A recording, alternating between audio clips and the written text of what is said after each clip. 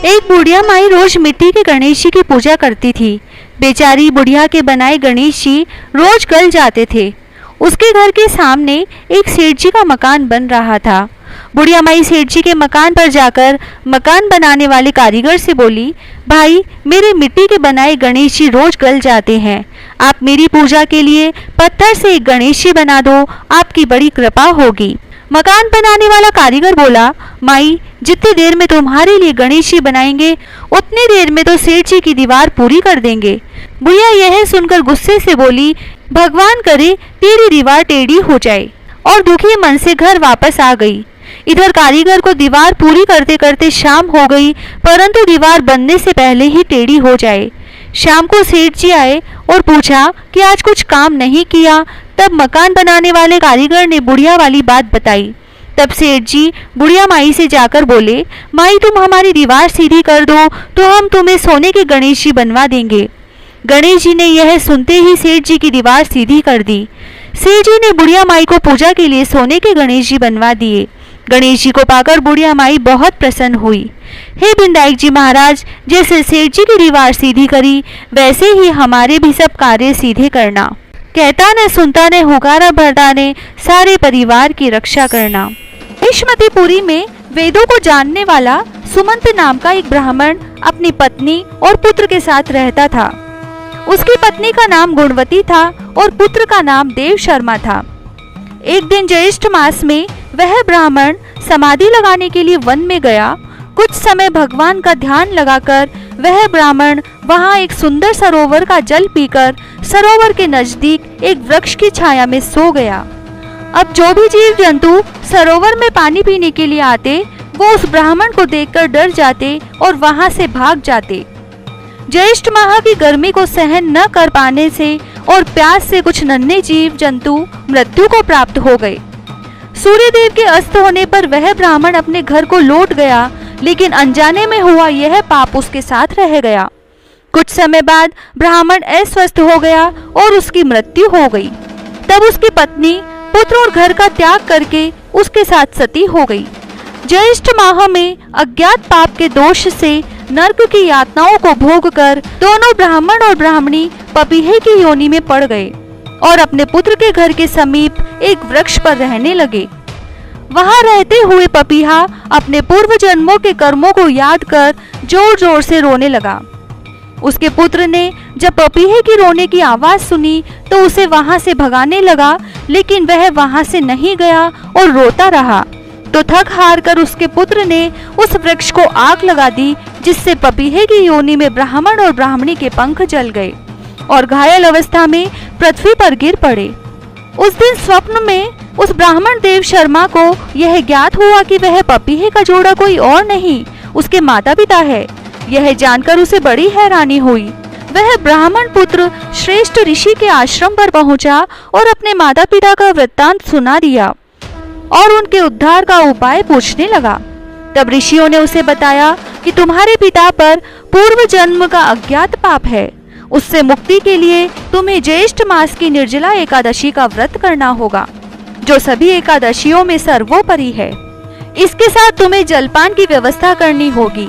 तब ब्राह्मण पुत्र ने अपने माता पिता के निमित्त निर्जला एकादशी का व्रत करा, निर्जन वन में जीव जंतुओं के लिए पानी की व्यवस्था करी, साथ ही जगह जगह पानी की प्याऊ लगवाई, जहां सभी मनुष्य पशु पक्षी जीव जंतु आकर जल पीने लगे।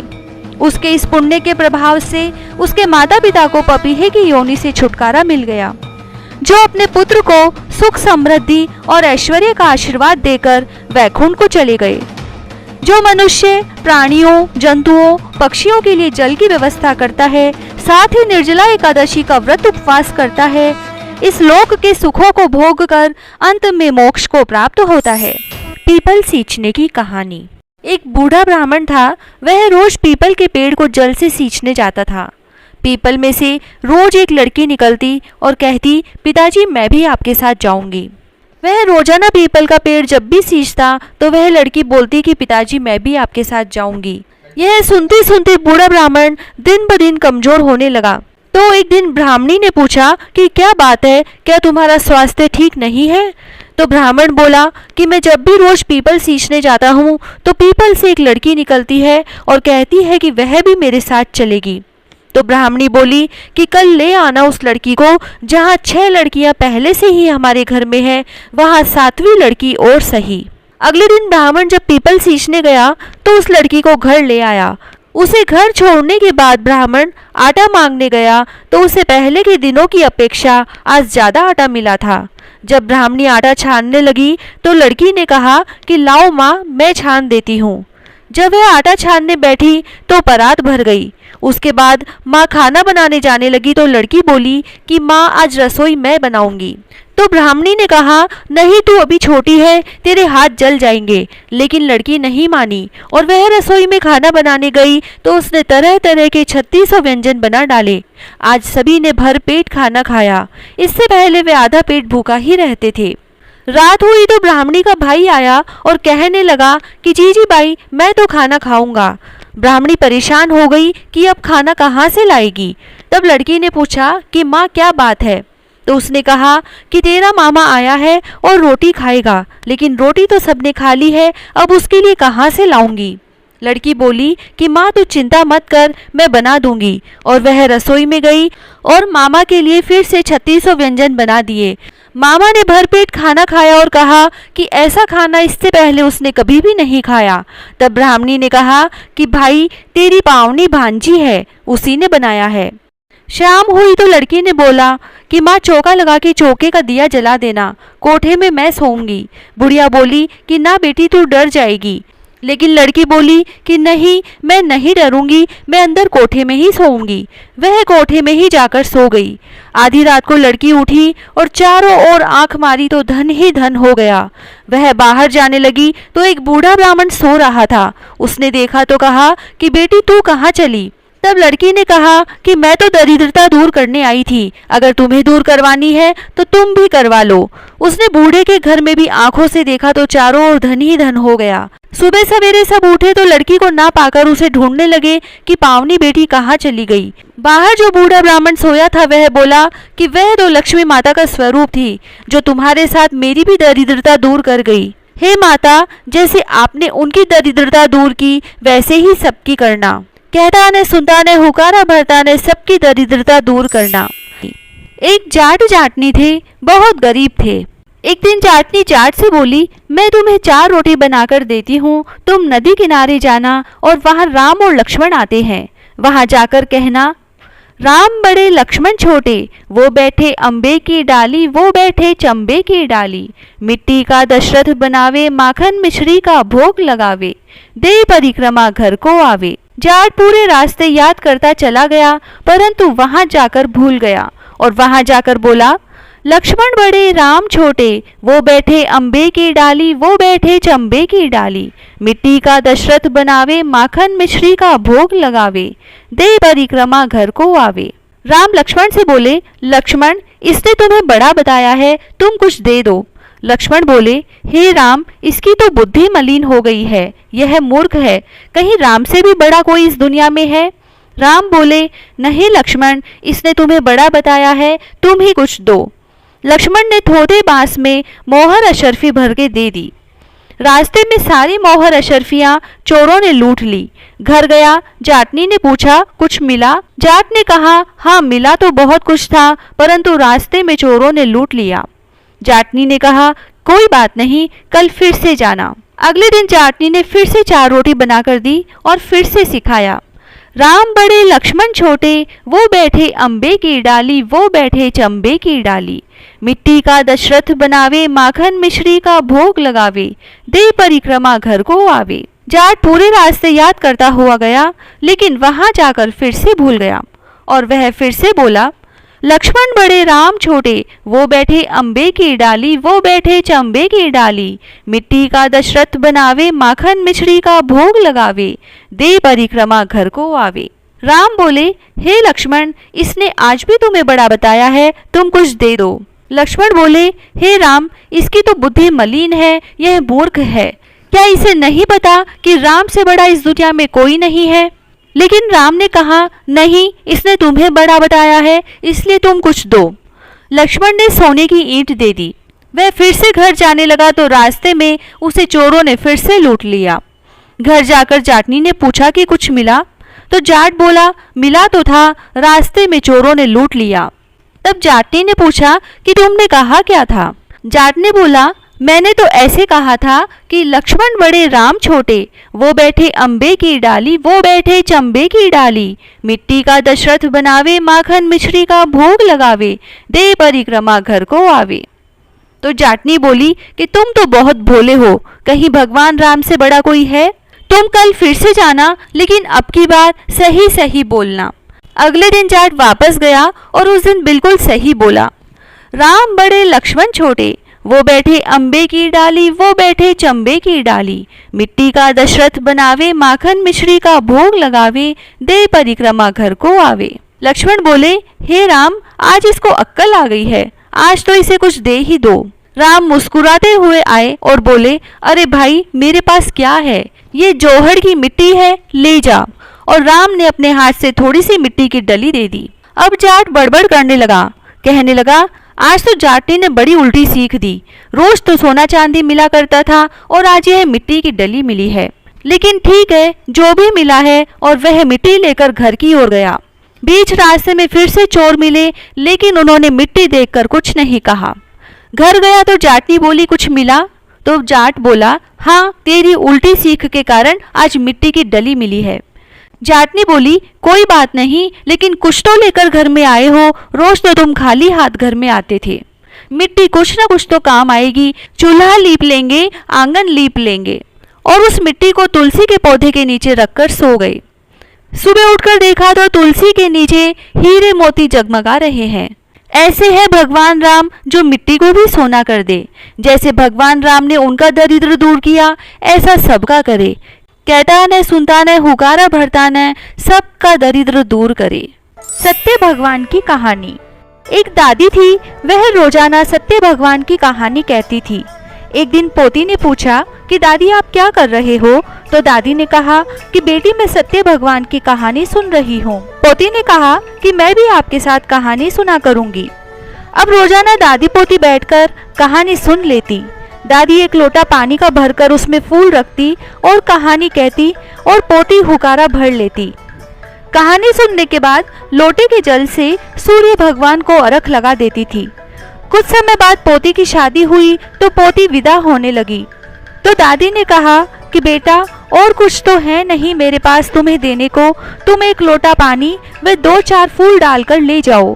रोजाना सत्य भगवान की कहानी सुन लेना, यह नियम मत तोड़ना। अब पोती विदा हो गई। अब रास्ते में पोती यह सोचती गई कि हे सत्य भगवान, मेरे को ससुराल में सब पूछेंगे कि पीहर से क्या लाई, तो मैं क्या बताऊंगी। घर में माँ तो है नहीं, बूढ़ी दादी है और उन्होंने कुछ दिया नहीं। अब मैं क्या करूं? वह सत्य भगवान से प्रार्थना करने लगी। सत्य भगवान ने सोचा कि मुझे इसका कष्ट दूर करना चाहिए। अब चलते चलते पोती को रास्ते में ही दिन उग गया, तो उसने डोली को रुकवाया और रास्ते में नदी पर नहा धोकर 4 फूल लिए और लोटा पानी का लेकर कहानी सुनी। तो सत्य भगवान की कृपा से उसके हीरे मोतियों के गहने हो गए, जरी बागदी के बेस हो गए, गाड़ी में गहनों और कपड़ों के बक्से भर गए, खूब सोना चांदी हो गया। ससुराल पहुंची तो रुनझुन करती ससुर जी के पांव छूने गई, तो ससुर जी ने बहू को देखा तो बहुत खुश हुए। ससुर जी ने सोचा बहू तो बहुत बड़े घर की आई है, दिखने में तो गरीब लग रहे थे। बहू के ससुराल वालों ने सभी ने देखा कि बहू तो बहुत सारा धन लाई है। इधर ससुराल वाले बहुत गरीब थे। सासू ने मूंग चावल बनाए, वो भी पड़ोस से उधार लेकर आई थी। यह सुनकर बहू को तकलीफ हुई और रात को सत्य भगवान से प्रार्थना करने लगी कि भगवान यहाँ तो खाने को भी नहीं है। भगवान सपने में आए और कहा कि तुम सुबह कहानी सुनकर उसी लोटे से रसोई बनाना, खूब भंडार भर जाएंगे। बहू सुबह जल्दी उठी और नहा धोकर पानी का लोटा लेकर कहानी सुनी और रसोई बनाने चली गई। कहानी के लोटे से ही रसोई बनाने लगी तो अपने आप 36 तैयारी 32 भोजन बन गए। अब सास ससुर उठे तो देखा घर में पूरा काम हो गया है। बहू ने पूरा बासी काम कर लिया था। अब रसोई में जाकर सासू ने देखा तो खाना तैयार है। वह बहू से बोली कि बहू यह चमत्कार कैसे हो गया? घर में इतना सारा धन आ गया और रसोई में बहुत प्रकार के व्यंजन कैसे बन गए? बहू ने सासू जी को प्रणाम किया और कहा कि सासू जी, सत्य भगवान की कहानी सुनी और मैंने रसोई बनाई तो अपने आप सब कुछ बन गया। सासू जी बहुत खुश हुई कि इतनी अच्छी बहू मेरे घर में आई है। सासू जी ने कहा, बहू तुम जीम लो। बहू ने कहा, सासू जी पहले ससुर जी को जिमाओ, फिर आप खाओ, फिर पति देव को खिलाकर फिर मैं खाऊंगी। यह बात सुनकर सासू जी और खुश हुई और बहू से कहा कि कल से पूरा परिवार सत्य भगवान की कहानी सुनने के बाद ही भोजन करेगा। दूसरे दिन सबने एक साथ बैठकर कहानी सुनी तो घर में अन्न धन के भंडार भर गए। सब बहुत खुश हुए। अब बहू ने कहा कि सासू जी सबको प्रसाद बांट आओ। सासू जी अड़ोस पड़ोस में सत्य भगवान का प्रसाद बांटने गई तो पड़ोसन ने कहा कि कल तो तुम मूंग चावल उधार लेने आई थी और आज तुम खूब प्रसाद बांट रही हो। तुम्हारे इतनी जल्दी इतना सारा धन कहाँ से आया? सासू जी ने कहा कि हमारे बहू खूब लावण लक्ष्मी लेकर आई है। सत्य भगवान ने हमारे घर में खूब भंडार भर दिए हैं। हे सत्य भगवान, जैसे साहूकार की बहू को खूब अन्न धन के भंडार भरे वैसे हमारे भी भरना। कहता ने सुनता ने हुकारा भरता ने अपने सारे परिवार की रक्षा करना। 33 कोटि देवी देवता की कहानी मैं कहूँ, कहानी कहूँ ईसन की, बीसन की, पाल की, पथवारी की, लपसी की, तपसी की, गजानन गणेश की, चांद की, सूरज की, गाय की, बादशाह की, चरणामत भगवान की, तिलक भगवान की, आकाश दिया की, धर्मराज जी की, राम लक्ष्मण की, तुलसा की, पीपल की, केला की, कदम की, आंवला भगवान की, बड़ भगवान की, कल्प वृक्ष भगवान की, आशा भगवती की, गिरिराज भगवान की, मोर मुकुट बंसी वाले की, शंकर पार्वती की, बजरंग बली की, 33 कोटि देवी देवताओं की, 68 तीर्थों की, 68 संतों की, 8 वारों की, भूलिया चूकिया की, आज सोमवार, मंगलवार, बुधवार, गुरुवार, शुक्रवार, शनिवार और रविवार 8 वारों की। जो ये कहानी सुने जाके कदे न दलदल आवे, कदे न पीड़ा आवे, सुख संपत्ति आवे दलदल जावे, संपत आवे दुख जावे, सुख आवे। हरिया हरिया आंवला श्री भगवान सांवला, 5 पताशा गुड़ की डली, बिंदायक जी पुजावे मन की रली। उठो भाई राम करो भाई काम, काम करया कल्याण होसी, माँ की कथा कहानी को फल माने होसी। अधूरी हो तो पूरी कर जो, पूरी हो तो परवान चढ़ा जो। हे आशा भगवती माता, जैसे पार्वती जी ने सुहाग दियो विसो महाने दीजो। कहता ने सुनता ने हुकारा भरता ने अपने सारे परिवार की रक्षा कर जो, हर मनोकामना पूरी कर जो, अखंड सौभाग्य दीजो। हे 33 कोटि देवी देवता, सबकी अरज पूरी कर जो। लपसी तपसी की कहानी। एक लपसी था, एक तपसी था। तपसी तो भगवान की तपस्या करता था और लपसी सवा शेर की लपसी बनाकर उसका भोग लगाकर जीम लेता। एक दिन दोनों लड़ने लगे। लपसी बोला मैं बड़ा, तपसी बोला मैं बड़ा। इतने में नारद मुनि आए और बोले तुम क्यों लड़ रहे हो? तो लपसी ने कहा मैं बड़ा हूँ और तपसी ने कहा मैं बड़ा हूँ। तपसी बोला मैं सारे दिन भगवान की पूजा करता हूँ। यह सुन नारद जी ने कहा कि मैं तुम्हारा फैसला कल करूँगा। दूसरे दिन लपसी तपसी नहा कर आए तो नारद जी ने 1.25 करोड़ की अंगूठी उनके आगे फेंक दी। लपसी ने अंगूठी देखी पर उस पर ध्यान नहीं दिया। तपसी तपस्या करने बैठा तो उसे अंगूठी दिखी और उसने अपने घुटने के नीचे दबा ली और तपस्या करने लगा। और लपसी लापसी बनाकर उसका भगवान के भोग लगाकर जीमने बैठ गया। इतने में नारद जी आए तब दोनों से पूछा कि कौन बड़ा है? फिर तपसी ने कहा मैं बड़ा हूँ। नारद जी बोले कि तुम्हारा घुटना उठाओ। तो उसके नीचे 1.25 करोड़ की अंगूठी निकली। तब नारद जी बोले यह अंगूठी तूने चुराई है तो तुझे तेरी तपस्या का फल नहीं मिलेगा।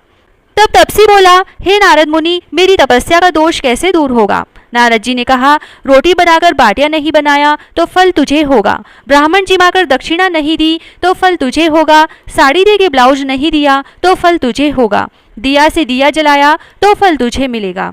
सब व्रत त्योहार की कहानी सुनने के बाद तेरी कहानी नहीं सुनी तो फल तुझे होगा। तभी से सभी व्रत त्योहार की कहानियों के बाद लपसी तपसी की कहानी सुनी जाती है। कहानी सुनने के बाद ऐसे कहें लपसी को फल लपसी ने हो जो, तपसी को फल तपसी ने हो जो, माँ की कथा कहानी को फल महाने हो जो।